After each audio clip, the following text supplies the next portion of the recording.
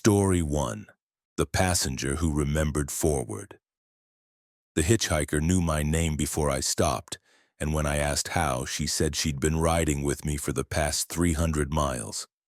I'm Daniel Kovac, 43 years old, hauling furniture from Portland to Boise on I-84, and the woman standing on the shoulder at mile marker 194 was pointing at my truck like she recognized it. March 28th. 2023, 1:47 a.m., and I was stupid enough to stop. She was maybe 30, dark hair plastered to her face from rain that hadn't started falling yet. When I rolled down my window, she smiled with teeth too white for someone stranded on a highway at night. "Thanks for stopping again, Daniel," she said, reaching for the door handle. "Again? Lady, I've never seen you before." She climbed into my cab anyway, dripping water that smelled wrong, metallic like old pennies. "You picked me up at mile marker 194. We drove together to Boise. You dropped me off at the Flying J on Franklin. Then you turned around and drove back here, and now you're picking me up again." I should have told her to get out, should have driven away. But there was something in her voice, certainty, absolute conviction that made me hesitate. "I haven't been to Boise yet," I said slowly. "I'm heading there now. First time on this route in 2 weeks. For you, yes. For me, it already happened. I'm living this backwards, Daniel. Every loop I go further into the past, and every loop you pick me up and I try to warn you and you never listen." She pulled out her phone, showed me the screen. The date read April 2nd, 2023, 5 days in the future, but the timestamp was counting backwards. 23:47, 23:46, 23:45. Seconds ticking in reverse. Warn me about what? About stopping, about picking me up. Because when you drop me off in Boise, something happens. Something that makes you drive back here and do this all over again. And I'm trapped in the loop with you, living it backwards, watching everything in reverse, knowing how it ends, but unable to prevent it. I put the truck in gear, started driving, didn't know what else to do. She sat in my passenger seat, staring out the window at landscape she'd apparently already seen, watching it unspool in reverse. "If you're going backwards," I said, "then you know what happens. Just tell me, I'll avoid it. I've tried. Every loop I tell you differently. Sometimes I'm vague, sometimes specific, doesn't matter. You always end up doing the same thing. Free will is an illusion when you're stuck in causality. Try anyway." She turned to look at me and her eyes were wrong. The pupils were moving independently, tracking different objects, like her vision was fragmented across time. "In Boise, you'll deliver your furniture. You'll stop at the Flying J for fuel. You'll go inside for coffee. In the bathroom, you'll find a door that shouldn't exist. It'll be marked authorized personnel only, but it won't be locked. And you'll go through it because you're curious, because you're tired, because some part of you wants to know what's on the other side. And what's on the other side? A hallway. Long, too long for the building's exterior dimensions. At the end, another door. Behind that door, a room with a machine. The machine looks like a MRI scanner, but it's not medical equipment. It's temporal calibration. And there's a man waiting. He'll offer you money, a lot of money, to lie down in the machine. Says it's a sleep study, says it'll only take an hour. I won't do it, I said. Now that you've warned me, I'll just avoid the bathroom. Or that door. Simple. She laughed, bitter and exhausted. That's what you said last time, and the time before, but you always do it, because the man knows things. He knows about your daughter, Emily. Knows she needs surgery you can't afford. Knows exactly how much money you need and offers exactly that amount, and you're desperate enough to lie down in his machine. My hands went cold on the steering wheel. Emily did need surgery. A heart valve defect. $8,000 even with insurance. I'd been taking extra runs, sleeping 4 hours a night, trying to save enough. But how could this woman know that? How could the man in the future know? "Because it already happened," she said, reading my expression. "For me, it's in my past. Your daughter's surgery, your decision, everything. I've lived through your future, and now I'm traveling backwards through it, trying to change it and failing every single time. We drove in silence. The rain started. She'd been right about that. Heavy drops that made visibility almost zero. I had to slow down, focus on the white lines.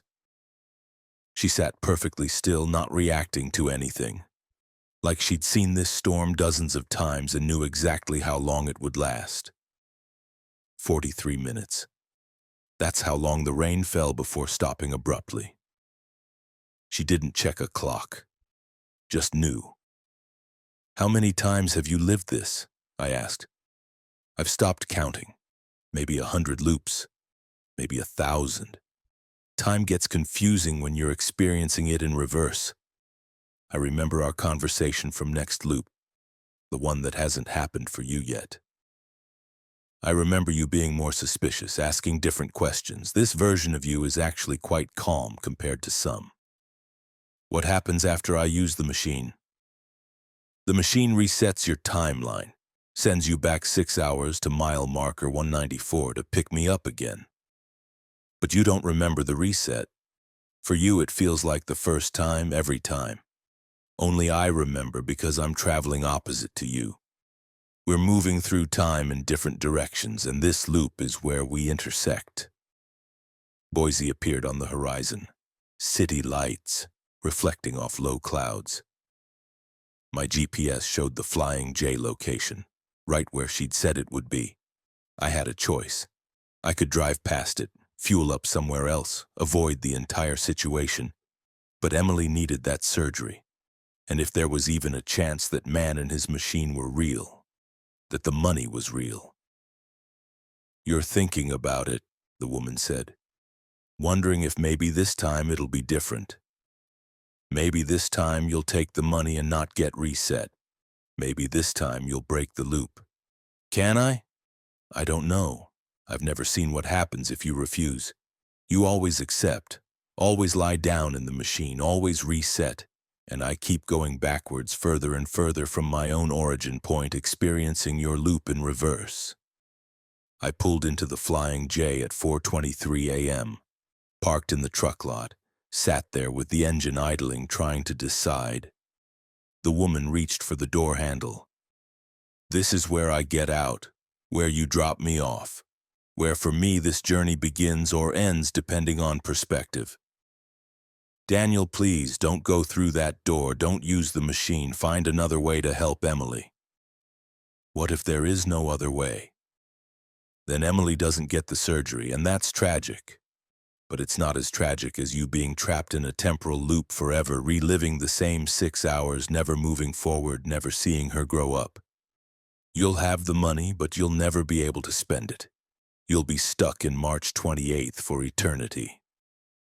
She opened the door, stepped out into the parking lot, looked back at me one last time with those fractured, time-scattered eyes. I was engaged once, before the loops. He's waiting for me in April. I'm trying to reach him, traveling backwards day by day, but if you keep resetting, I might never get there. Your loop affects mine. We're tangled. Then she closed the door and walked away. I watched her disappear into the pre-dawn darkness, heading toward the convenience store, heading toward her own backward future. I should have driven away, should have found another fuel stop, another bathroom, avoided the whole situation. But I kept thinking about Emily, about the surgery, about the man who supposedly had exactly the right amount of money. I went inside, used the bathroom, and there it was, a door marked "Authorized Personnel Only," slightly ajar, showing a hallway that stretched impossibly deep into the building. The hallway was lit with fluorescent lights that flickered in sequence, creating an illusion of movement toward the far end. I walked down the hallway, found the second door, opened it. The man was waiting exactly as described. Late 50s, expensive suit, clipboard. The machine behind him hummed with power, its opening like a mouth ready to swallow. "Mr. Kovac," he said, smiling, "I've been expecting you again. Shall we discuss your daughter's medical needs?" He knew Emily's name, knew the exact amount I needed. Offered it in cash, held up a briefcase full of hundreds. All I had to do was lie down in the machine for 1 hour. Just 1 hour. What does it do? I asked. Really? Temporal calibration. We're mapping causal loops. You've been selected because you exist at an intersection point. Your timeline is flexible, prone to recursion. By calibrating your temporal position, we can study the nature of causality itself. And the woman? The hitchhiker? Ah, yes, Subject 12. She's been traveling retrograde through your loop for quite some time. An unfortunate side effect, but her data has been invaluable. What happens to me if I get in that machine? You'll fall asleep. Wake up 6 hours ago. Pick up Subject 12. Drive to Boise. Arrive here.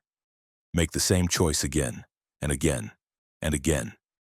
You'll be providing us with countless iterations to study, and your daughter will receive the surgery, or rather, she'll be scheduled to receive it perpetually in a future you'll never reach. That's not a deal. That's a trap. It's both. But consider. In the loop, Emily is always about to be saved. Outside the loop, she might die. Which reality is preferable, certain hope or uncertain outcome? I looked at the machine, looked at the money, thought about Emily in her hospital bed, her weak heart struggling. Thought about the hitchhiker living backwards, trying to reach April, trying to reach her fiancé. I made my choice. The rain hasn't started yet when I pull over at mile marker 194. There's a woman standing on the shoulder, dark hair, pointing at my truck like she recognizes it. When I stop, she'll tell me we've done this before. She'll warn me about the door in the bathroom, about the man with the machine, and I'll listen. And I'll drive to Boise anyway, and I'll make the same choice, because Emily needs that surgery. And in the loop, she's always about to get it, always about to be saved. That's better than nothing, better than watching her die in the real world where time moves forward and bills come due and fathers can't afford to save their daughters. The hitchhiker climbs in. Thanks for stopping again, Daniel. I already know what she's going to say. I remember this conversation. Not from before, from ahead.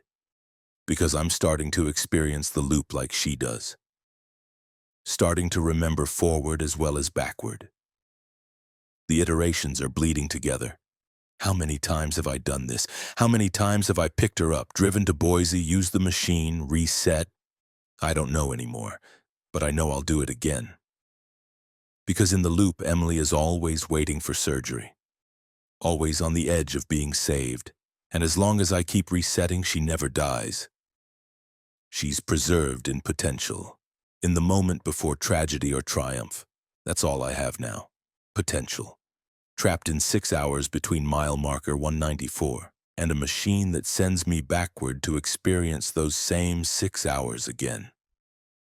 The woman is saying something about free will, about breaking the cycle, but I'm not listening. I'm thinking about Emily, about her smile that I'll never see again because I'm trapped in March 28th forever.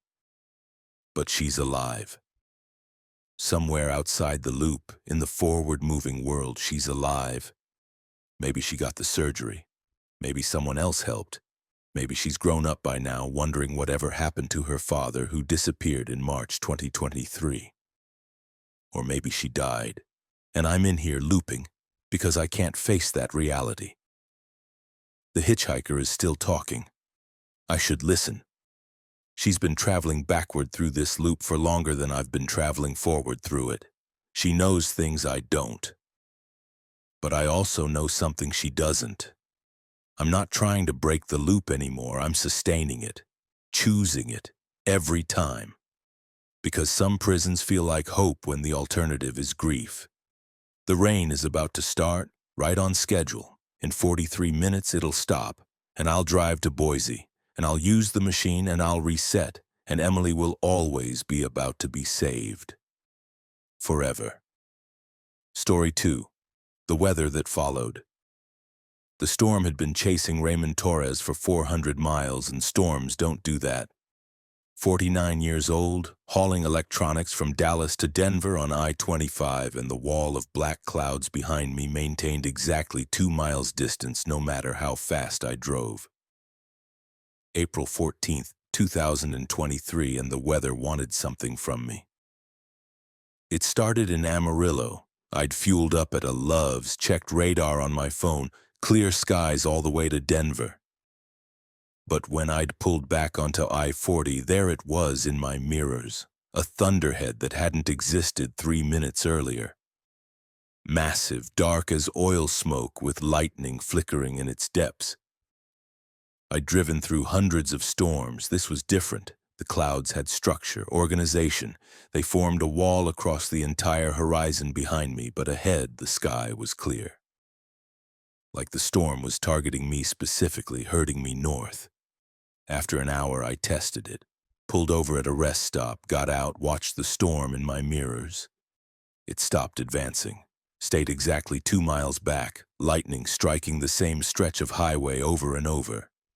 Waiting. When I started driving again, it resumed its pursuit. By the time I crossed into New Mexico, I'd accepted the impossible thing. The storm was intelligent, following me with purpose, maintaining distance like a predator stalking prey. My CB crackled. "Northbound driver on I-25, you seeing this weather?" I grabbed the mic. "Yeah, I'm seeing it. Thing's been following me since Texas." "Following you?" "Brother, that storm's been parked over Amarillo for 3 days. Weather Service can't explain it.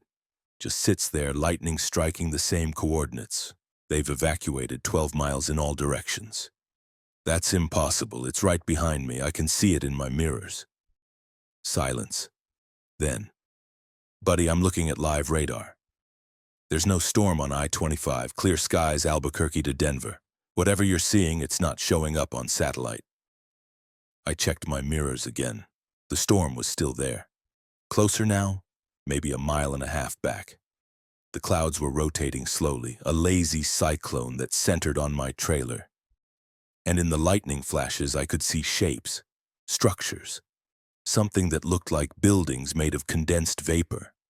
There was a city in the storm, an entire city built from clouds and electricity traveling in my wake. My phone rang. Unknown number. I answered. "Mr. Torres." Female voice, clinical, detached. "You're carrying something that belongs to the storm. We need you to pull over and surrender your cargo." "My cargo is electronics, computer components, nothing weather-related." "Your manifest is incorrect, or perhaps incomplete. Check your load, Mr. Torres. Really look at it." "I loaded it myself. Sealed boxes, all accounted for." "Check again. We'll wait." The call disconnected. Behind me, the storm pulsed with light, and I swear I heard thunder form words. "Return what was taken." I pulled over. Emergency flashers on. Grabbed my flashlight and walked to the back of my trailer. Broke the seal, I'd get fined for that, breach of protocol, and opened the doors. The boxes looked normal. Brown cardboard, shipping labels, packing tape. I counted them. 37 boxes, manifest said 36, one extra box. One that shouldn't exist. I found it in the back corner, unmarked, slightly smaller than the others, and it was warm. I pulled it forward into the light. No label, no markings. Just plain cardboard that felt wrong, too light for its size, and it vibrated faintly. I opened it. Inside, a glass jar filled with fog, not smoke, not vapor. Actual fog, dense and gray, swirling inside the sealed container like it was alive.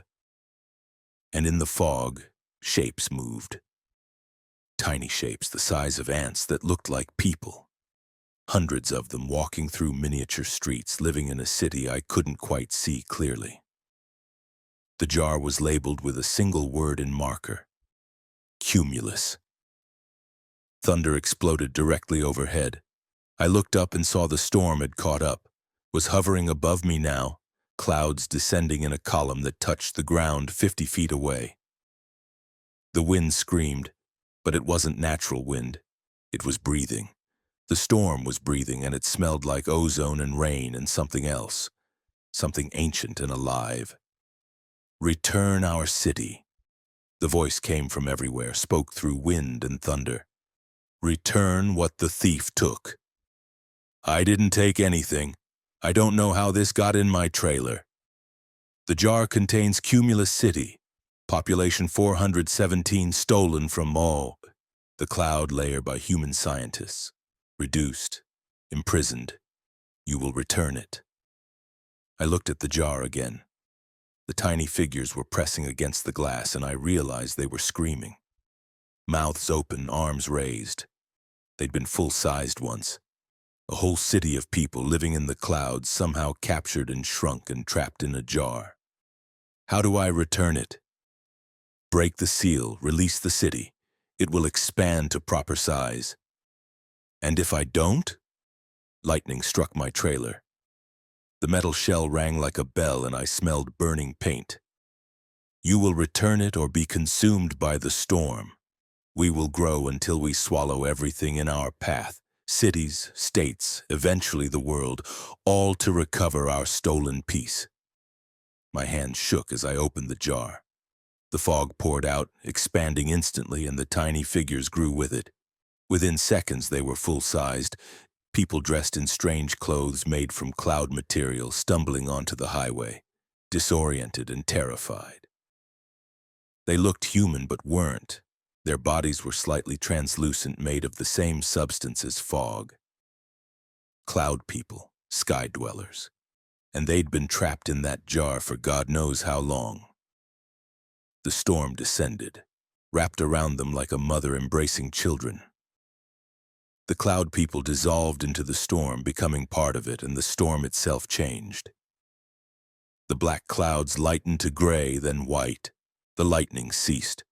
The thunder became a sound like gratitude. Then the storm lifted, rose back into the atmosphere. In 5 minutes it was gone completely, dissipated into normal weather patterns. My phone rang again. Same unknown number. Mr. Torres, you've made a significant mistake. I returned their city. The storm is gone. You released a classified specimen. Cumulus City was being studied. Do you have any idea how long it took to capture those entities? How valuable they were? They were prisoners. I set them free. You violated containment protocols. There are consequences, legal, financial, and other. What other? The storm may be gone, but you've been marked. The cloud people remember your face, your truck, your route. And they have relatives, entire civilizations in the sky. Some friendly, some not. You're known to them now, known as the one who opens cages. Is that a threat? It's a warning. Check your weather forecast, Mr. Torres. Check it every day, because storms will find you now. Different storms, carrying different requests. Cumulus City wasn't the only thing we've captured from the sky. The call ended. I stood on the empty highway, trailer door hanging open, looking at the clear blue sky above me. It looked peaceful, normal. But I knew better now. There were cities up there, civilizations living in the clouds, invisible from the ground. And some of them were imprisoned in jars, in boxes, in laboratories where humans studied things they shouldn't study. I closed my trailer, got back in my cab, drove to Denver and delivered my remaining cargo, 36 boxes as per manifest. Didn't mention the 37th. That was 6 months ago. The woman on the phone was right. Storms find me now, different ones each time. They don't chase me anymore. They appear ahead of me, waiting, blocking roads. And in the lightning, I see shapes, things being offered or demanded. Last week, a storm in Nebraska dropped a box onto the highway in front of me. Inside, a jar labeled Nimbus. I didn't open it, drove around it and kept going. But I could hear it in my mirrors, tiny voices begging for release. 2 days ago in Wyoming, a storm formed around a rest stop, trapping me inside for 4 hours. When it cleared, there was a message written in hail on my windshield. Next time, open the jar. I'm being recruited or tested. The sky people, whatever they are, they think I'm on their side now. Think I'll keep opening their prisons, keep releasing their captured cities. And maybe I will. Maybe that's my job now. Not hauling electronics or furniture or cargo that makes sense. Maybe I'm supposed to haul the impossible things, the classified things, the specimens that shouldn't be specimens. Maybe I'm a storm courier now, a liberator of sky cities. Or maybe I'm just another prisoner marked by the clouds, serving a sentence I don't understand for a crime I didn't commit. Either way, I check the weather forecast every day. And when I see storms forming ahead, I know they're not random. They're appointments, deliveries, collections.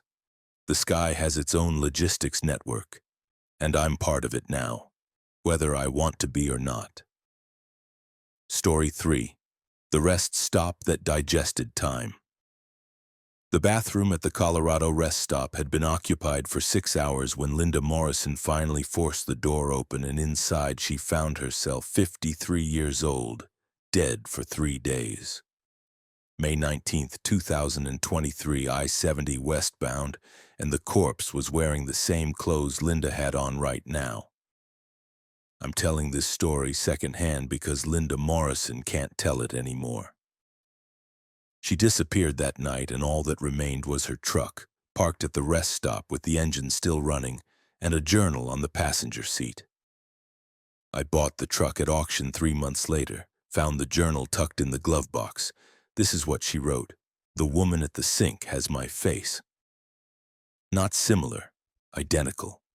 Same scar above the left eyebrow from a car accident in 1998. Same crooked pinky finger from a break that healed wrong. She's washing her hands and humming a song I haven't heard yet, and when she sees me in the mirror, she doesn't look surprised. "You're early?" she says. I wasn't expecting me for another 20 minutes. I back out of the bathroom. This is hallucination, exhaustion, something explainable.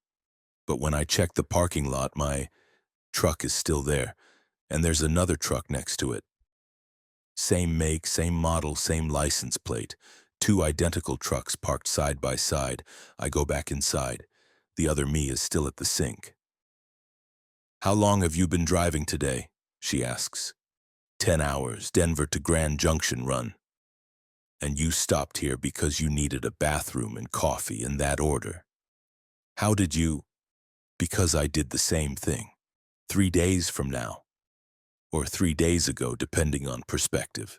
This rest stop is broken, Linda. It doesn't process time correctly.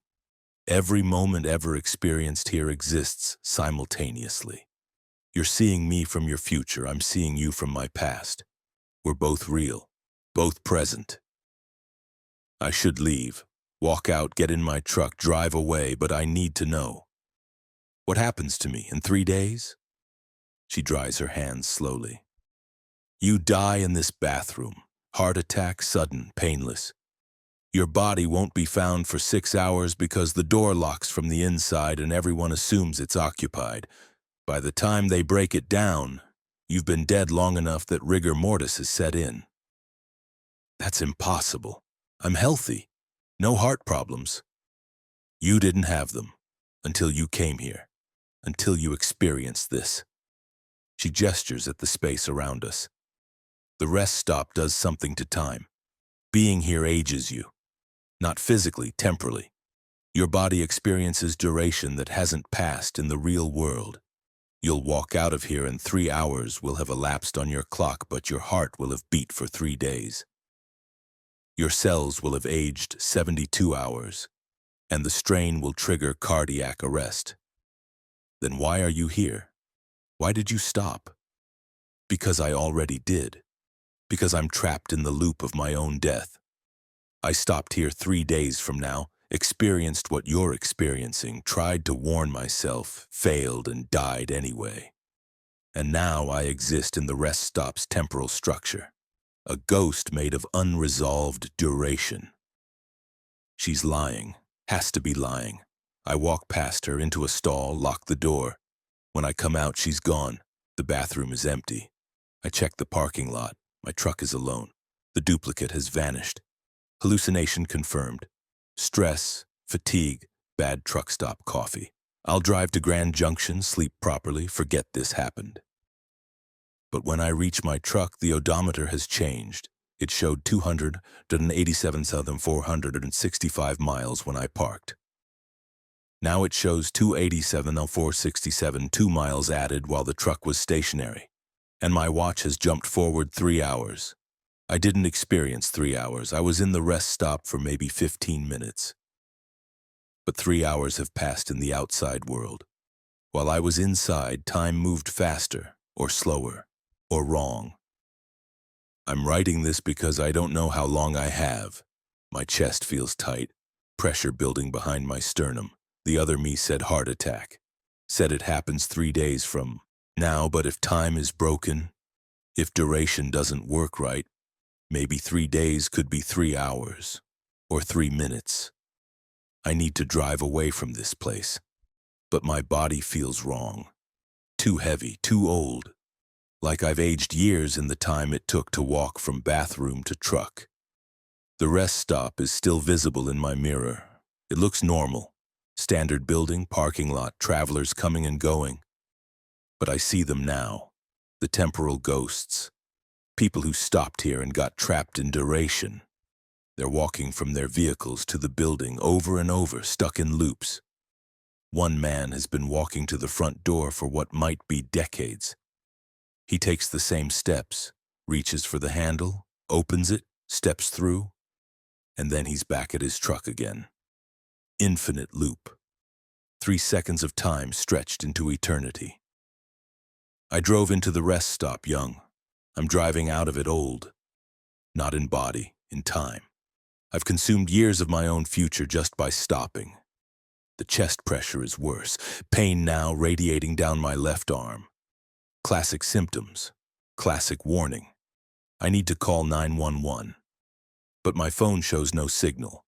Or maybe it shows signal from 3 days ago or 3 days in the future or some fractured moment between. The other me was right. I'm going to die. Not in 3 days, now. The rest stop has compressed my future into my present and my heart can't handle it. I'm pulling over. Can't drive like this, pain too intense. If someone finds this journal, if someone reads this, don't stop at the rest stop on I-70 mile marker 216. It looks normal, but it's not. It's eating time. Everyone who stops there loses duration, loses years, loses future. The bathroom is the worst part. That's where it concentrates, where it stores all the moments it steals. That's why I saw myself dead in there. That's where my future corpse exists, waiting 3 days ahead in temporal space for my present body to arrive. The pain is... That's where the journal entry ends. The rest stop at mile marker 216 is still operational. I've driven past it dozens of times since buying Linda's truck. Always empty. Never any cars, any travelers. Like people instinctively avoid it. But the building is there. Lights on, doors unlocked, waiting. And sometimes, late at night, I see trucks parked in the lot. But when I blink, they're gone. Temporal echoes, maybe. Or future travelers who haven't arrived yet. Or past travelers still trapped in loops. Linda Morrison's body was found in the bathroom just like she predicted. Heart attack, they said. Clean death. No explanation for why she'd driven her truck 300 miles from the rest stop before dying, since the coroner said she'd been dead for days and the truck clearly had been driven recently. Time doesn't work right at mile marker 216, and I have Linda's truck now, her roots, her manifest. Sometimes I wonder if I'm following in her footsteps literally, driving the same miles, aging the same way, heading toward the same rest stop where I'll see myself dead in a bathroom mirror. The odometer has been acting strange lately, adding miles I haven't driven. My watch jumps forward sometimes, losing hours, and yesterday I swear I saw my truck parked at mile marker 216. Same truck I'm driving, but newer, cleaner. From my past, maybe, or from a future where I haven't bought it yet. Time is breaking down around me. Duration is becoming unstable, and I'm getting older faster than I should. Story 4. The Convoy of Corpses. The funeral procession had been driving ahead of me for 200 miles, and funeral processions don't go that far. I'm Carlos Mendez, 38 years old, hauling pharmaceuticals from Omaha to Kansas City on I-29. And the line of black vehicles in front of me, 23 cars with their headlights on and flags flying, had maintained exactly 40 miles per hour since the Iowa border. June 2nd, 2023. The day was overcast, threatening rain but never delivering. The procession stayed ahead of me no matter what speed I drove. If I slowed down, they slowed down. If I accelerated, they did too, maintaining perfect distance. At first I thought coincidence. Funeral processions do use highways, but after 50 miles I got suspicious. Called Highway Patrol to ask if there was a funeral route from Omaha to Kansas City. Dispatcher said no. No records of any funeral permits for that route today. But the cars were still there. I could see them clearly. Professional funeral vehicles. Some of them hearses, others limousines. All black. All moving in formation. I tried to pass them, pulled into the left lane and accelerated to 70. The procession accelerated too, staying ahead. I pushed to 80. So did they. 90. Same thing. I was going 20 miles over the speed limit and they were still outpacing me. My CB crackled. Driver behind the procession, do not attempt to pass. Who is this? You are behind a funeral convoy. Protocol requires following vehicles to maintain distance and respect. Do not attempt to pass. Buddy, I've been following you for 3 hours. Where are you going? To the cemetery, where all processions go. There's no cemetery on this route. I-29 runs between cities, no graveyards for 100 miles. The cemetery is at the end of every road, you'll see. The voice clicked off. I tried other channels, all static. Like the convoy was broadcasting on every frequency simultaneously, blocking normal communication. Mile marker 89. I was halfway to Kansas City.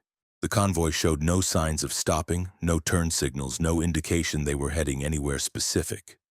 Just driving, maintaining formation. I noticed something wrong with the vehicles. They weren't quite right. The hearses were correct, traditional design, appropriate for funeral use. But there were too many of them. I counted 7 hearses in a procession of 23 vehicles. You don't need 7 hearses unless you're burying 7 people. Then I saw the coffins, through the rear windows of the hearses visible in their cargo areas. Standard caskets, wood and metal. But they were moving, not shifting from road vibration, moving deliberately. The lids were pushing up from the inside, opening slightly, then settling back down. Someone in those coffins was alive, or something was. I grabbed my phone, dialed 911. The operator answered immediately. 911, what's your emergency? I'm following a funeral procession on I-29. Something's wrong with it. The caskets are moving. Sir, there is no funeral procession on I-29 today. GPS shows your vehicle is alone on that stretch of highway. I'm looking at them right now. 23 vehicles, black funeral flags. Sir, according to our traffic cameras, you are the only vehicle on I-29 between mile markers 85 and 95. Perhaps you should pull over and rest. I looked ahead. The convoy was still there, clear as day, but my phone's camera couldn't see them. I held it up, trying to take a photo. The screen showed empty highway. They existed in a bandwidth my eyes could process, but technology couldn't. The rain started. Heavy, sudden, like a curtain dropping. Visibility dropped to almost nothing. I slowed to 40 miles per hour, matching the convoy's speed. In the downpour, I could see the vehicles more clearly somehow. The rain made them more solid, more real. And I could see the drivers now, or what had been drivers. Skeletal figures behind the wheels, dressed in funeral suits, hands on the wheels, empty eye sockets staring straight ahead. They'd been dead for a long time. Decades, maybe. But they were still driving, still maintaining the procession, still heading towards some destination they'd never reach. The CB crackled again. You're wondering where we're going. We're wondering too. We've been driving since 1987, funeral for a family, 7 members, car accident, tragic. The procession started in Des Moines, headed for a cemetery in St. Joseph, Missouri. But we never arrived. Something happened on the road. Something changed. And now we just drive. Forever. Always 40 miles per hour. Always in formation. How are you talking if you're dead? Death is a state of being, not an ending. We're dead, but we're not gone. We exist in the funeral procession. This is our eternity. Driving to a burial that will never happen. Why am I seeing you? Why can I see you when cameras can't? Because you're close to death yourself. Not immediately, but soon. People near their own deaths can see us. Can see all the unfinished things, all the incomplete journeys. You're going to die on this highway, Carlos, within the year. Accident, probably, and when you do, you might join our procession, might drive with us forever. That's bullshit. I'm healthy, careful driver. I'm not dying. Everyone says that. But the road decides. The road always decides. I needed to get away from them. Needed to exit, take a different route. But every exit ramp I approached, the convoy took it too. If I stayed on the highway, they stayed. If I exited, they exited. They were bound to me now, or I was bound to them. Mile marker 65. The procession started to change. More vehicles were appearing, materializing from nowhere. Not 23 anymore, 25, 30, 40. An endless line of funeral vehicles, all with corpse drivers, all heading nowhere. We're growing, the CB voice said. Every driver who dies on this highway joins us. Every fatal accident, every heart attack, every moment of death on I-29, they become part of the procession. We're collecting, growing. Eventually we'll be the only traffic on this road. Just an infinite funeral convoy driving eternally. More hearses appeared ahead. I could see dozens now, maybe hundreds. And the coffins in their cargo areas were definitely open now. The dead were sitting up, looking out the windows, waving at me. They wanted me to join them, to crash, to die, to become vehicle number 351 in an eternal procession. I yanked the wheel right off the highway completely onto the shoulder. My truck bounced violently, tilted, nearly jackknifed, but I held it steady, came to a stop in the mud beside the highway. The procession continued past me. Vehicle after vehicle, corpses driving, coffins opening, the dead beckoning. But I wasn't moving, wasn't following. I'd broken free. The last vehicle slowed down. A limousine, windows dark. It stopped beside my truck.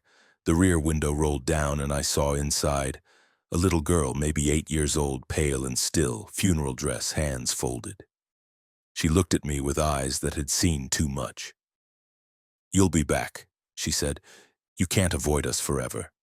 The road goes where it goes, and it all leads here eventually."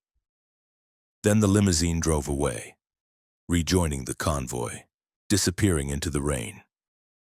I sat there for an hour, waiting for my heart to stop racing, waiting for the convoy to disappear completely. Other trucks passed me on the highway. Normal traffic, living drivers. None of them saw what I'd seen. When I finally pulled back onto I-29, the road was clear, no procession, no funeral vehicles, just normal Monday afternoon traffic heading toward Kansas City. But I know they're still there, driving their eternal route, growing with every death. And someday, maybe next week, maybe in 20 years, I'll die on this highway. Heart attack, accident, something sudden. And I'll open my eyes behind the wheel of a black hearse, hands locked on the steering wheel, unable to stop. Unable to do anything but drive at 40 miles per hour, forever, in a procession that never reaches the cemetery. because that's what highways do to the dead. They trap us in the last thing we were doing, and for truckers, that means driving. Forever. Story 5. The CB that predicted accidents. The CB started warning me about crashes 30 seconds before they happened, and by the time I figured out it was never wrong, I'd already caused 3 of them trying to avoid them. I'm Jennifer Park, 41 years old, hauling produce from California to Portland, and the radio in my Peterbilt had become prophetic 3 days ago when I'd bought it at a truck stop in Bakersfield. May 7th, 2023. The CB was old, late 90s model, battered, but the seller said it still worked. $50, cash deal, no receipt. Should have been suspicious of that alone. The first warning came on Highway 5 just south of Sacramento. Attention Channel 19. Accident at mile marker 512 in 30 seconds. Blue sedan will swerve left, strike barrier, cause 3-vehicle collision. Recommend immediate right lane change. I changed lanes. Counted down in my head. At 30 seconds exactly, a blue sedan ahead of me swerved violently left, clipped the barrier, spun into traffic. 3 cars piled up, just like the CB had said. Coincidence, I thought. Someone had seen it developing, called it out early. But the voice on the CB hadn't sounded urgent. It had sounded recorded, automated. And it had given the exact time frame, 30 seconds, with precision that felt wrong. The second warning came 2 hours later. Attention Channel 19. Accident at mile marker 578 in 30 seconds. Red pickup will blow front driver tire, jackknife into left lane. Recommend stop immediately.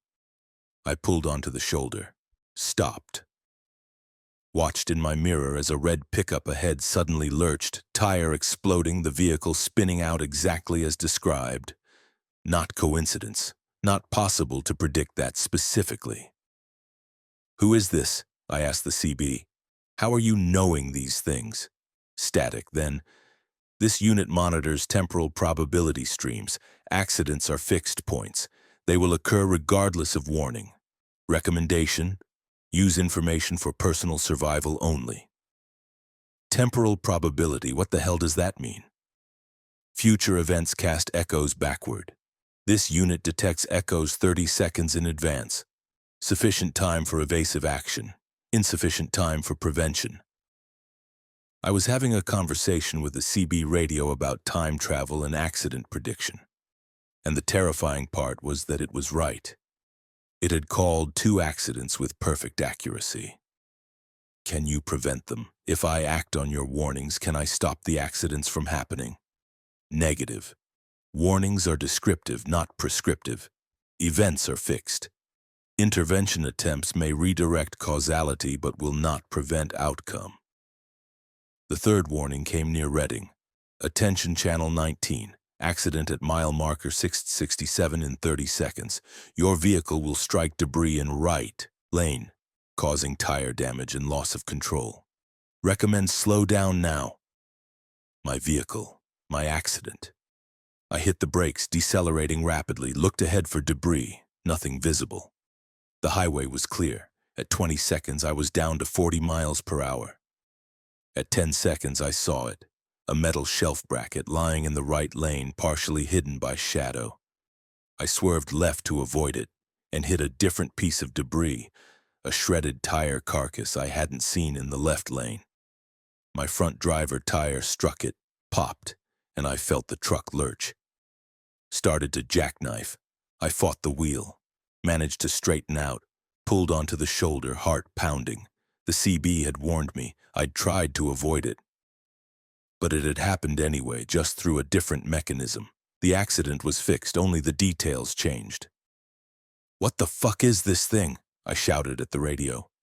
This unit is a temporal echo receiver, model CB7SAMBIT93, manufactured in 2047. Retroactively distributed to past timeline as part of Highway Safety Research Initiative. Current status, experimental. 2047, that's 24 years in the future. Correct. This unit exists in your present but was created in your future. Temporal loop. Your use of this device provides data that allows its eventual creation. I pulled the CB from its mount. It looked normal, old plastic, worn knobs, standard components. But manufactured in 2047, that was insane.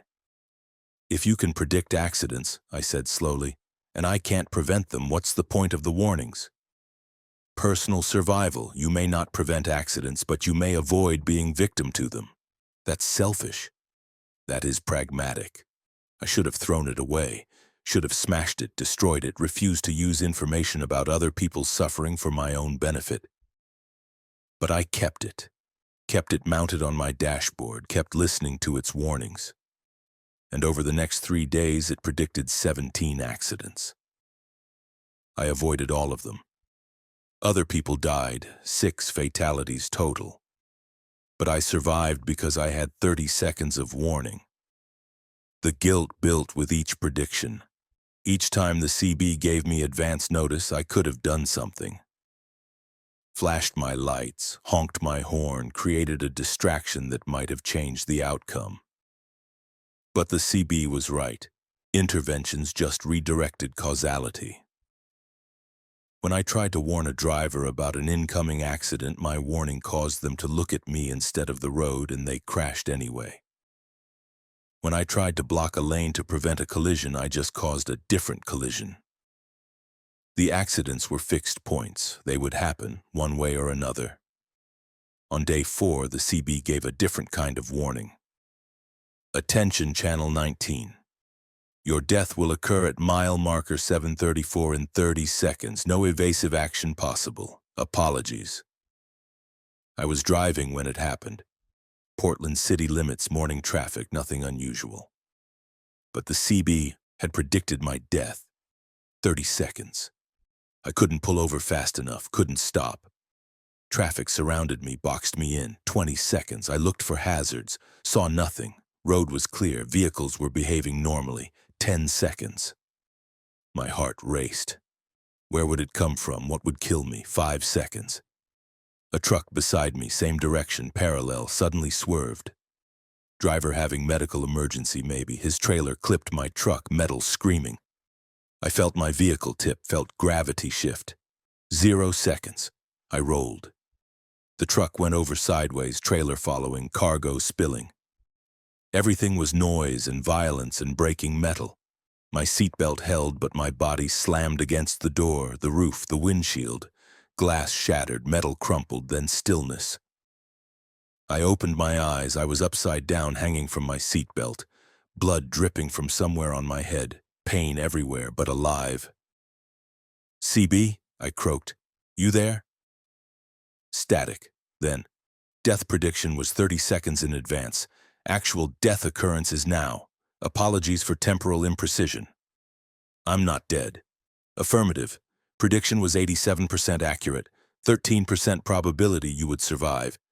You represent the unlikely outcome. I hung there, bleeding, furious. You told me I was going to die. You gave me 30 seconds to panic and no way to escape. Correct. Death prediction protocols require notification regardless of survival probability. Would you have preferred ignorance? Yes, I would have preferred not knowing. Noted. Future death predictions will include probability percentages.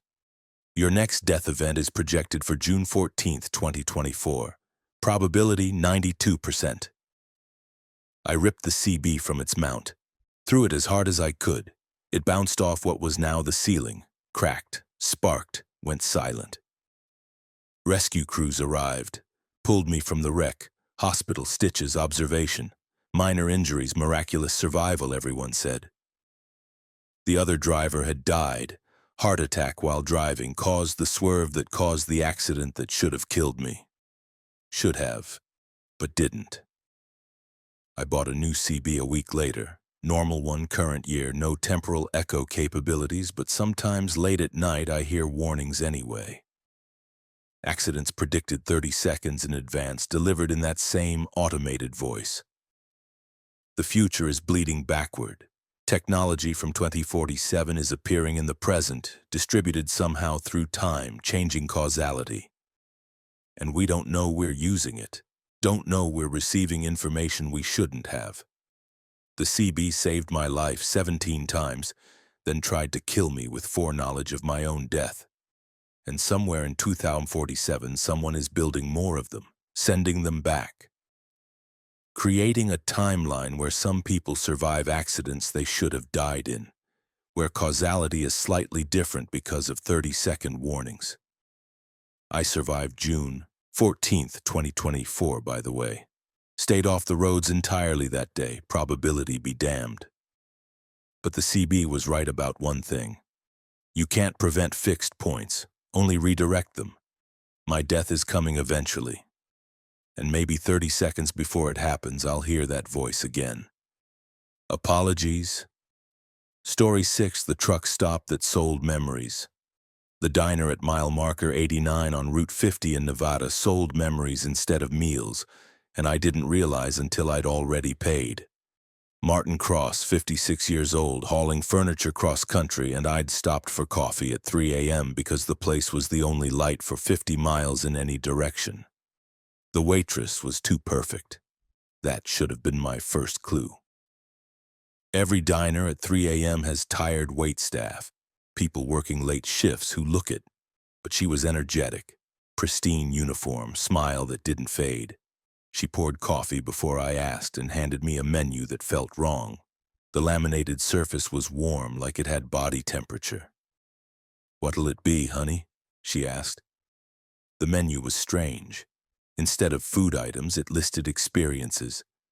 Childhood birthday, $15. First kiss, $22. College graduation, $30. Birth of child, $75. Death of parent, $100.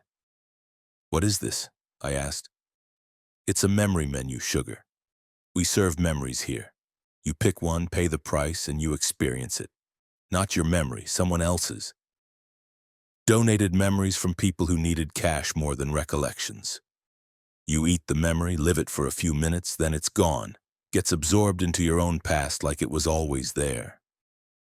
This was insane. You can't sell memories. Sure we can. Been doing it for 40 years. How do you think this place stays open? No normal diner survives out here. But selling memories, that's profitable.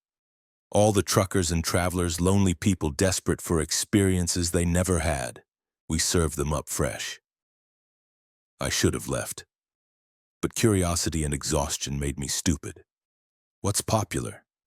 First kiss is our best seller. Everyone wants to relive that nervous excitement. Birth of child is for people who never had kids. Death of parent is for people who need closure they never got. We've got happy memories, sad ones, traumatic ones, full menu. Who donates them? Why would anyone sell their memories? She shrugged. Money mostly. We pay good. $200 for a childhood memory, $500 for a wedding, $1,000 for a death. People who are broke, who need cash fast, they come in, we extract a memory, they leave with money and a gap in their past they'll never notice. That's exploitation. That's business. You want something or not? Coffee's free if you order a memory. I looked at the menu again. Against every instinct, I was tempted. My childhood had been shit. My marriage had ended badly. I had memories I'd prefer to replace with better ones. And what harm could it do? Experience someone else's happiness for a few minutes? First kiss, I said, $22. She smiled wider, wrote it on her pad. Good choice. We've got a fresh one that came in yesterday. Teenage boy, 1987, kiss with his girlfriend under the bleachers. Very sweet. Very innocent. She brought it out on a plate. Not food. A small glass vial filled with glowing liquid, pink and warm. Drink it all at once, she instructed. Don't sip. The memory won't take if you sip. I drank it. Tasted like strawberries in summer. And then I wasn't Martin Cross anymore. I was Jake, 16 years old, nervous and excited, standing with Sarah under the bleachers after the football game. I could feel her hand in mine, could smell her perfume, could hear the crowd above us. And then she leaned in, and we kissed, and it was perfect. awkward and gentle and full of hope. The memory lasted maybe 3 minutes. Then I was back in the diner, sitting at the counter, empty vial in my hand. But the memory stayed. I could recall it perfectly, like it was my own past. Like I had been Jake, like I had kissed Sarah. Like that moment belonged to me now. "Good, right?" the waitress said. "You want another?" I did. God help me, I did. The memory was so much better than my actual first kiss, which had been sloppy and unmemorable. This one felt real, felt true. "What else you got?" I asked. She showed me the full menu. Hundreds of memories organized by category, cheap ones, expensive ones, exotic ones. Father teaching son to drive, $40. Winning a race, $35. Apology that was accepted, $50. That last one caught my attention. I'd said things to my ex-wife I'd never apologized for. What if I could experience an apology being accepted? Not my apology, someone else's. But maybe it would feel like closure anyway. "I'll take that one," I said. "The apology." She brought out another vial, blue liquid this time. I drank it. Suddenly I was David, 34 years old, standing in a kitchen I'd never seen, talking to a woman named Monica. I was apologizing for something, infidelity, I realized as the memory unfolded. And she was crying, and I was crying, and she said, "I forgive you." And we hugged, and it felt like salvation. But when the memory ended and I was back in the diner, I felt worse. Because I hadn't apologized to my ex-wife. David had apologized to Monica. I just borrowed the emotional catharsis without doing any of the actual work. "These aren't real," I said. "Not for me. These are someone else's experiences. They're real once you consume them," the waitress said. "Your brain can't tell the difference between lived memory and donated memory. It's all just neural patterns. You experienced Jake's first kiss, David's apology. Those are part of your past now. But they didn't happen to me. Does it matter? You have the memory. You lived the moment. That's what memory is, reconstructed experience. Doesn't matter if it originally happened to you or someone else." She was right in a terrible way. I could remember kissing Sarah under the bleachers. Could remember apologizing to Monica. The memories felt authentic. My brain had accepted them as real. "How much have I spent?" I asked. $72. You want to keep going?" I looked at the menu. Saw death of father, peaceful, $100. My own father had died screaming in a hospital, cancer eating him from the inside. What if I could replace that memory? What if I could remember him dying peacefully instead? "Death of father," I said. "Peaceful one." She brought it out, black liquid in a vial. "This one's intense," she warned. "Death memories always are. You sure?" I drank it before I could change my mind. I became Michael, 47 years old, sitting beside a hospital bed holding my father's hand. He was old, ready to go, at peace. We talked about my childhood, about his pride in me, about how he wasn't afraid. And then he closed his eyes and stopped breathing, and it was sad, but it was right. It was the death everyone deserves and so few get. When I came back to the diner, I was crying. But they were different tears than I'd cried for my real father. These were tears of closure, of completion. The memory had replaced my trauma with peace. "How do you feel?" the waitress asked. "Better, but also wrong, like I'm betraying my real father by preferring this fake memory." "It's not fake. Michael's father really died that way. You're just borrowing the experience, and now you have a peaceful death memory instead of a traumatic one. Your brain will default to the new memory because it's less painful. That's how memory works. We remember the version that hurts less." I paid $172 for 3 memories that weren't mine.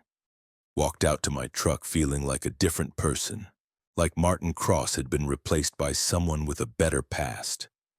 But as I drove away, I started forgetting things, real things.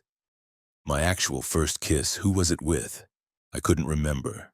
My father's real death. What had he said to me? I couldn't access it. The donated memories were overwriting my originals, taking up the neural space, pushing out the authentic experiences. I pulled over, tried to remember my ex-wife's face. Couldn't. Tried to remember my childhood home. Couldn't. The donated memories had infected my actual past, and my brain was choosing the implants over the originals because they were cleaner, happier, less traumatic. I was losing myself, losing my real history, replacing it with a greatest hits compilation of other people's lives. The diner's phone number was on the receipt. I called. "Honey, you can't return memories," the waitress said when I explained. "Once consumed, they're permanent. Your brain has integrated them. The only way to get your original memories back is to stop using donated ones. Eventually, your authentic past will reassert itself. Probably. Usually. Sometimes people prefer the donated memories and their originals fade completely." "You didn't tell me that." "It's on the menu, fine print at the bottom. Memories may overwrite original experiences. Use at own risk." I was furious, but also terrified. What if I couldn't get my real memories back? What if I became a patchwork person assembled from other people's experiences with no authentic past of my own? I haven't stopped at that diner again. Haven't tried to buy more memories. But the ones I consumed are still there, still part of me. I remember Jake's first kiss better than my own. Remember Michael's father's death instead of my own father's. Remember David's apology even though I never apologized. And sometimes I wonder how much of my past is actually mine. How many memories have I forgotten and replaced without even knowing it? Maybe I've been to that diner before. Maybe I've bought memories and lost originals over and over, and my current sense of self is just the latest iteration. Maybe there is no real Martin Cross anymore, just a collection of donated experiences, walking around in his body, driving his roots, living a life assembled from other people's moments. The diner is still there, mile marker 89, Route 50. If you stop, the waitress will be perfect, and the coffee will be free, and the memories will be for sale. And you'll buy one, everyone does, and you'll lose a piece of yourself you'll never get back. But at least you'll have better memories, even if they're not yours. Story 7. The Road That Traded Futures. I traded my next 40 years for a full tank of diesel at a rest stop on Highway 60 in Arizona. And I didn't understand what I'd done until my hands started aging. Gerald Thompson, 62 years old, hauling electronics Phoenix to Albuquerque, and the old man at the pumps had offered a deal too good to refuse. "Free fuel for 40 years of your future," he'd said, smiling, gap-toothed and ancient. I'd thought he was crazy. Homeless guy, maybe, spouting nonsense. "Sure, old-timer," I'd said, humoring him. "Take 40 years, I won't need them anyway." He'd touched my truck's fuel tank. It had filled instantly, empty to full in 3 seconds, no pump, no hose, just his hand on metal. And he'd grinned wider. Contract accepted, 40 years forward traded for immediate fuel. Then he'd vanished. Not walked away, vanished. Disappeared into air. I should have been scared. Should have questioned reality. But free fuel is free fuel, and I'd been driving on empty. I climbed back in my cab and continued east. The aging started at the New Mexico border. I looked at my hands on the steering wheel and saw liver spots that hadn't been there an hour ago, wrinkles deepening in real time, skin going loose and papery. I watched my knuckles swell with arthritis, watched veins become prominent, watched decades of aging compress into minutes. I pulled over, checked my face in the mirror. It was collapsing, jowls forming, eyes sinking, hair thinning. I was watching myself grow old at visible speed, 62 becoming 70, 80, 90. The old man had taken my future, literally. I'd traded 40 years, and now those years were being consumed immediately.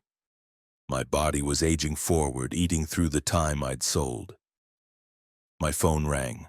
Unknown number. I answered with shaking, ancient hands.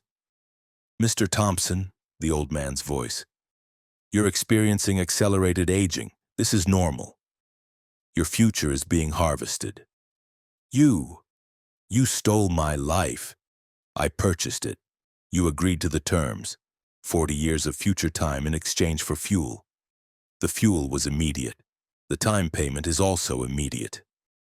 I didn't know this would happen. Ignorance of contract terms does not invalidate agreement. Would you like to buy back some of your future? We offer repurchase options." "How?" "Drive to mile marker 247. There's a facility. We can negotiate a buyback, though prices are higher than original sale value. You'll need to provide payment." "What kind of payment?"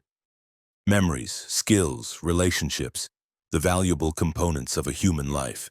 We accept all currencies." The call ended. I looked at my hands again. 90 years old now, maybe more. I could feel my heart laboring, my joints aching. I was dying in real time, consuming my own future. Mile marker 247. I drove there, barely able to see, body failing, truck weaving across lanes.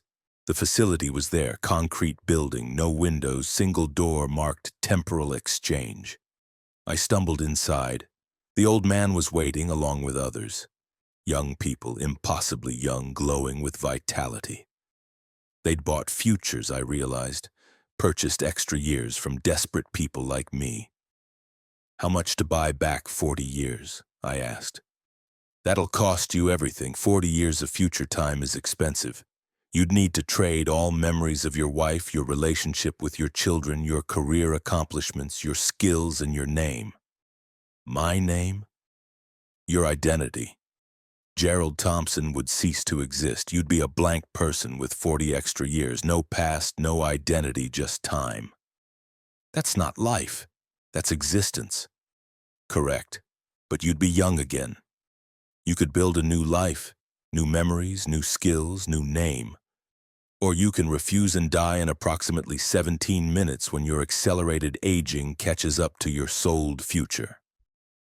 I sat down. 17 minutes. That's all I had left. The old man had taken 40 years and my body was racing through them, trying to reach the end point where the contract concluded. "What if I buy back less?" asked. "What if I just buy enough to survive? 10 years will cost you. Memory of your wife, relationship with your children, and your career. You'll remember basic facts but lose emotional connections. 20 years. Add your skills. Everything you know how to do, driving, navigation, problem solving. You'll be cognitively intact but functionally useless." I was being dismantled. Piece by piece, they'd take everything that made me Gerald Thompson until I was just meat with a heartbeat. "Why?" I asked. "Why are you doing this?" "We're traders. We exist in the gaps between time. Futures are currency. Some people have too much. They'll die young, waste decades. Others have too little. Illness, accident, bad luck cuts them short. We redistribute. Take from those willing to sell, provide to those willing to pay. It's predatory. It's economics. You wanted free fuel, you got it. You didn't want to pay the cost, but costs exist whether you acknowledge them or not." 10 minutes left. My body was shutting down. Heart irregular, breathing shallow. I was maybe 110 years old now, sustained only by whatever magic kept the aging process visible and compressed instead of instant. "I'll take 10 years, I gasped. "Buy back 10. Take the memories, the relationships. Leave me with 10 years. The old man smiled, placed his hand on my forehead. I felt them being extracted. My wife's face, gone. My children's names, gone. My career, 30 years of truck driving, the pride I'd felt, gone. They were ripped out like weeds, and in their place nothing. Just vague awareness that those things had existed. But my body reversed. 110 became 100, became 90, became 80. Stopped at 72. 10 years bought back. I was old but alive, and completely empty. "You can leave now," the old man said. "Your contract is fulfilled. You have 10 years of future. Use them wisely." I stumbled out to my truck, sat in the driver's seat, tried to remember how to drive. The skill was gone. I'd traded it. Tried to remember why I'd been going to Albuquerque. Couldn't. Tried to remember anyone who cared whether I lived or died. No one. I was Gerald Thompson in name only. Everything else had been sold to buy back a decade I'd already wasted by making the original deal. The old man was right. It wasn't theft, it was trade. And I'd agreed. I sit in that parking lot still. Can't drive. Don't know how anymore. Can't call anyone. Don't remember who I knew. Can't even leave. Where would I go? 10 years of future purchased with everything that made those years worth living. And somewhere, young people who bought my skills are driving trucks. Young people who bought my memories are remembering my wife, my children. They're living my life better than I did. I'm just Gerald Thompson, an empty name attached to a body with 10 years left. The future I bought back stretches ahead, vast and meaningless. And I've got a full tank of diesel I don't know how to use. Story 8. The highway that collected last words.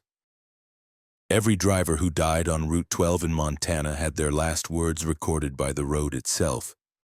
And I heard them all when my CB started playing the archive. I'm Kevin Walsh, 50 years old, hauling livestock Missoula to Helena, and somewhere between mile markers 47 and 48. I tuned into a frequency that shouldn't exist, channel 72, which is above the legal CB band. The voice was automated. "Welcome to the Highway Memorial Archive. You are listening to the final transmissions of drivers who expired on Route 12 between 1987 and present. Thank you for bearing witness." Then the broadcast started. Actual voices recorded at moment of death. "Jesus, the brakes aren't..." Cut off by impact sounds. "Tell Sarah I love..." Silence. "Something in the road, it's not moving, why isn't it..." Screaming. Hundreds of them. Thousands. Every fatal accident on this route, preserved and catalogued by something that called itself the Highway Memorial Archive. I was listening to the last moments of dead drivers, their final words before impact or fire or whatever had killed them. I tried changing channels. The voices followed. Every channel was broadcasting the archive. There was no escape. "This is dispatch. All units be advised. There's been a..." Professional voice dissolving into static. Mom, I need you to know..." Young voice crying. "Fuck this, I'm not dying out here. I'm not..." Defiant, then nothing. My hands were shaking on the wheel. This was wrong. Invasive. These were private moments, death moments. I was violating something fundamental by listening, but the voices continued, and I realized they were organized chronologically. Starting with 1987, playing forward through decades of death, a complete audio record of every fatal moment on Route 12. "The deer came out of nowhere, a heart attack, I think I'm having a fire. There's fire in the cab. Tell my kid. Alone. I don't want to die alone."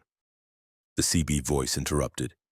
"You are now hearing the death of driver 2047, recorded June 8, 2019, cause mechanical failure. Last words incomplete." Then another death, and another, a parade of final moments, each one intimate and terrible. At mile marker 52, the broadcast started, including my own voice. "Kevin Walsh, hauling livestock, everything's fine." My voice from 5 minutes ago when I'd checked in with dispatch. "Yeah, I'm on Route 12. Should be in Helena by..." My voice from this morning. "Kevin Walsh here. Just reporting location."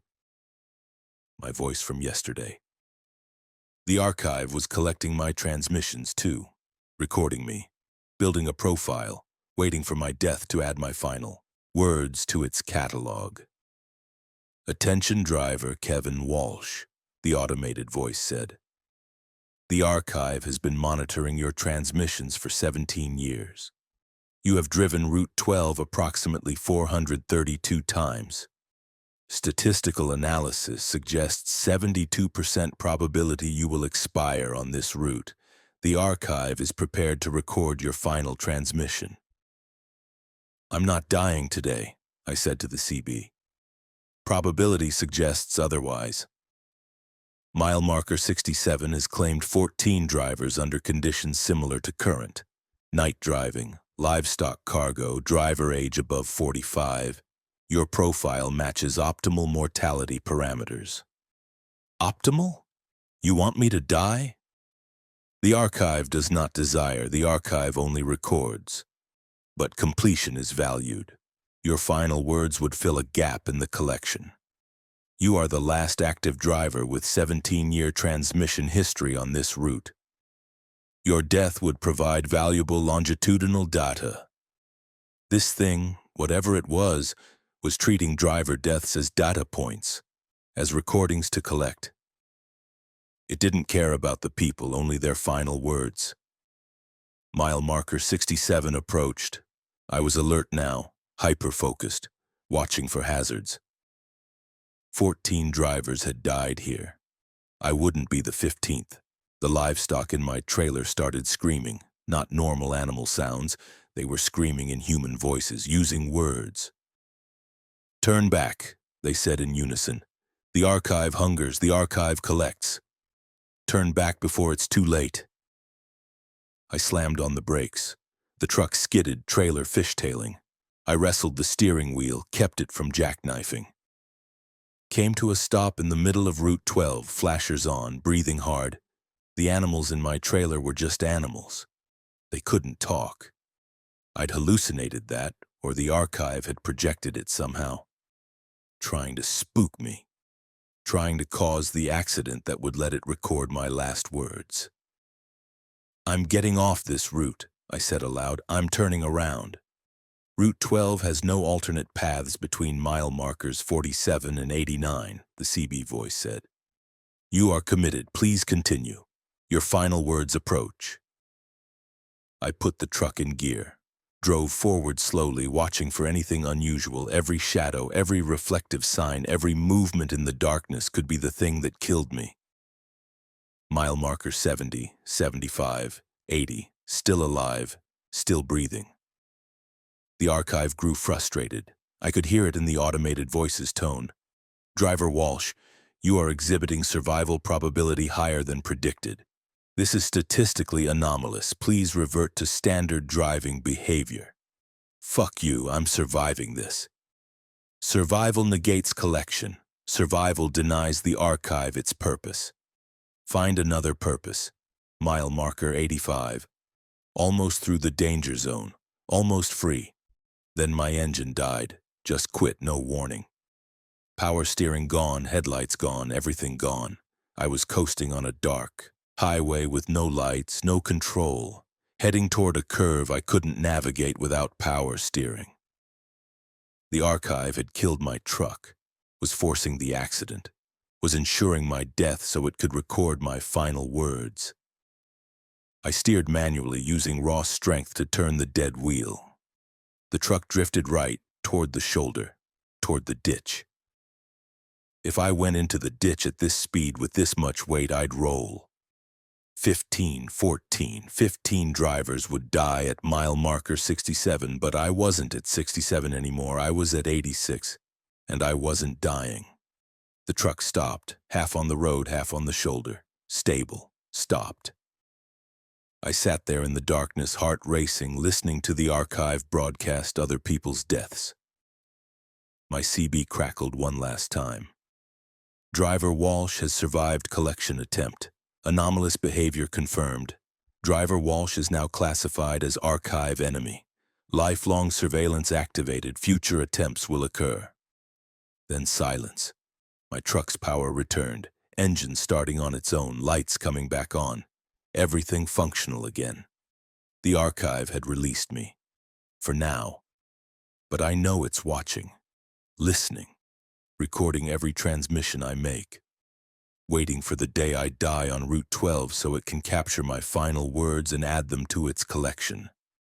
I still drive that route, have to, it's part of my job. But I drive carefully now, alertly, knowing that the road itself wants me dead, wants my last words, and someday it'll get them. Someday I'll be driver 2048 or 3000 or whatever number comes up, and some other trucker will tune into Channel 72 and hear my voice. The archive finally got me, and I'll be part of the collection, part of the memorial. My death preserved forever as audio data on a highway that records everything.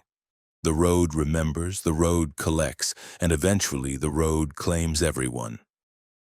Story 9. The Detour Through Yesterday. The detour sign appeared at 2 a.m. on Highway 80, routing me onto roads that had been demolished in 1994, and by the time I realized I was driving through the past, I'd already seen my younger self pass me going the opposite direction. I'm Robert Hayes. Yes, I'm back. Seems I can't escape these loops. 59 years old now.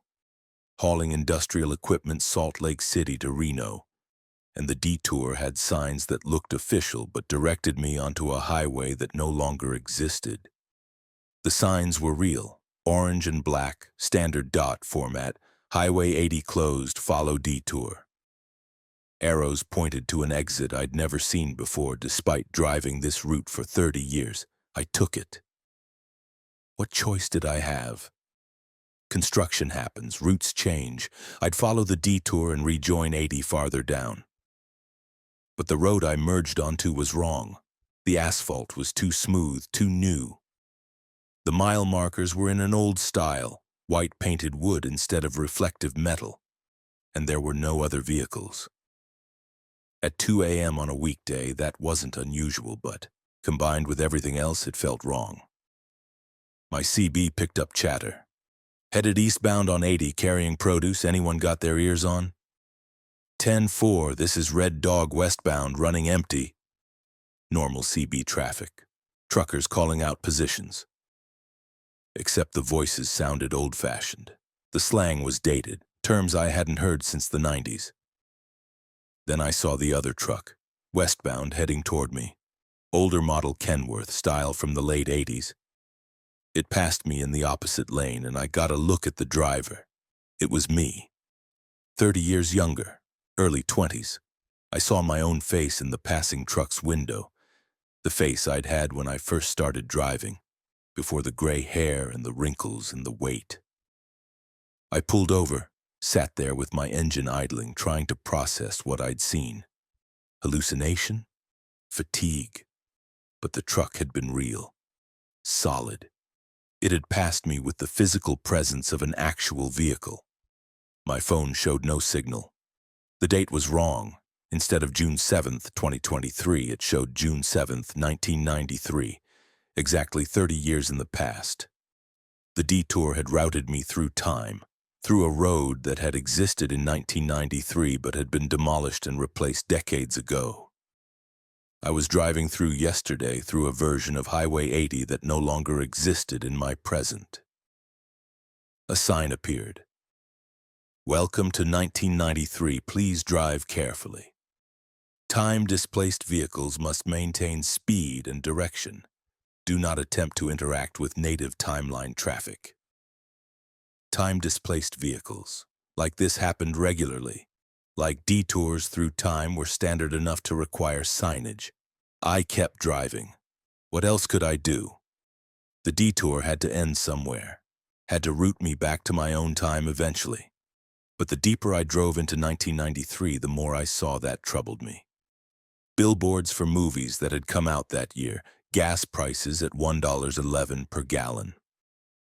A news radio station discussing the first World Trade Center bombing which had happened in February 1993. Everything was historically accurate. This wasn't a simulation or a reconstruction. This was actual 1993, and I was driving through it. My phone rang. Impossible. It had no signal, but it rang anyway. I answered.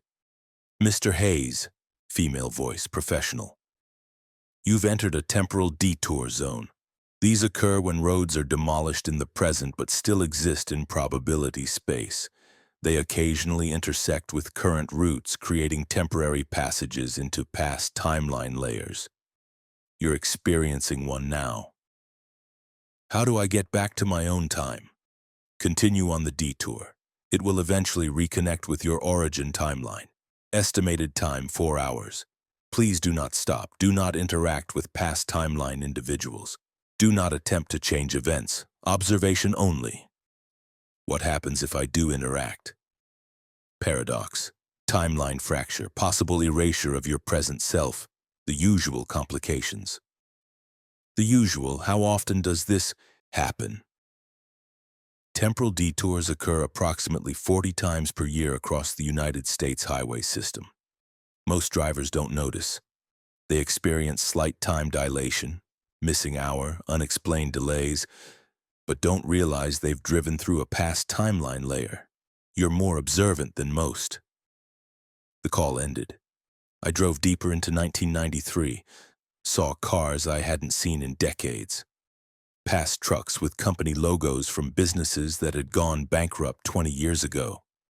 Everything was authentic, and then I saw the accident. Ahead on the roadside, a truck overturned, fire, emergency vehicles with lights flashing.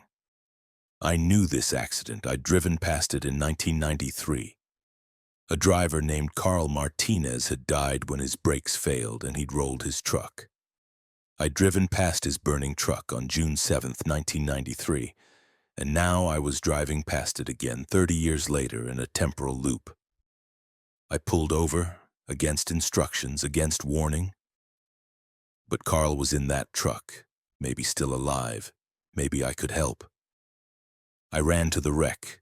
Emergency workers were trying to cut through the cab. Inside, I could see Carl, unconscious, bleeding, trapped. And I knew from history that he'd die, that the emergency workers wouldn't get him out in time, that Carl Martinez would be dead by sunrise. "Let me help," I shouted. "I know how to get him out." They ignored me, like I wasn't there. I was from a different timeline. I couldn't interact with them, couldn't touch them.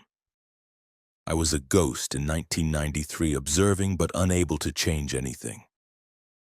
Carl died while I watched. Died exactly as he had 30 years ago. His last moment played out identically to how I remembered it. And I realized this wasn't travel into the past. This was a recording, a preserved moment, trapped in road space, replaying eternally.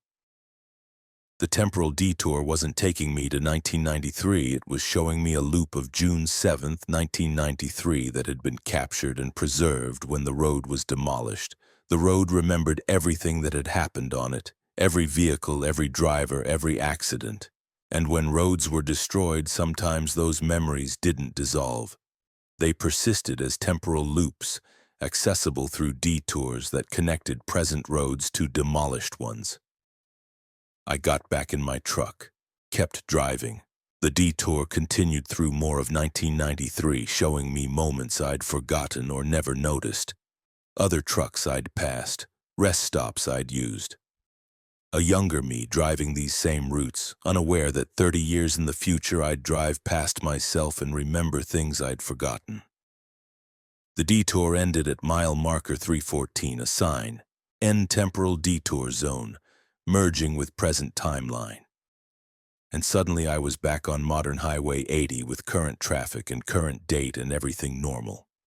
Except I'd lost 4 hours. My clock showed 6 a.m.